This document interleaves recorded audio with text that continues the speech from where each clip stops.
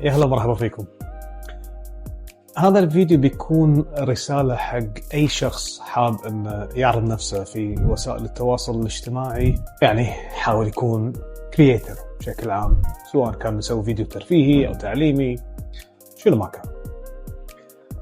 بما أن أنت حطيت نفسك في هذا المكان، المفروض أنك أنت تحترم وقت الناس.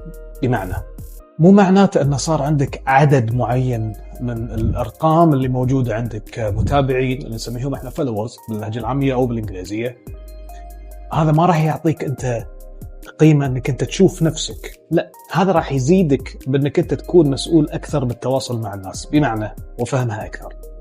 لما أنت تعرض المنتج مالك اللي هو الفيديو، شنو ما كان، على سبيل المثال هذا الفيديو، وتروح تعرضه للناس، القيمة الشرائية اللي أنت تبيها منهم هو الوقت منهم، بمعنى أنه لازم يشوف الفيديو مالك، هني راح يصعد معك الرقم.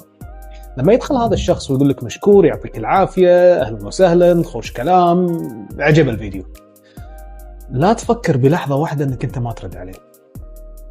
فكرة أنك أنت تتعالى على الناس مجرد أنه ما صار عندك عدد متابعين معين، هذا ينزل من قيمتك ما يرفعها، واللي سواك أصلا هم الناس مو أنت. نعم عندك منتج الناس حبته شنو ما كان، لكن فضل الناس عليك بأن هم يزيدونك بهذا القيمة. ليش؟ أن عطوهم من وقتهم لك. لا تشوفون وقتكم على الناس. أي واحد يكلمكم ردوا عليه، لأنه هو قاعد يتعنى بهالثواني هذه يكلمك أنت ويقول لك مشكور. عيب عليك أنك أنت تسوي نفسك مو شايف أو عندي وايد ناس. ترى ما حد سواك إلا الناس. لا تصير مضروب. يعطيكم العافية.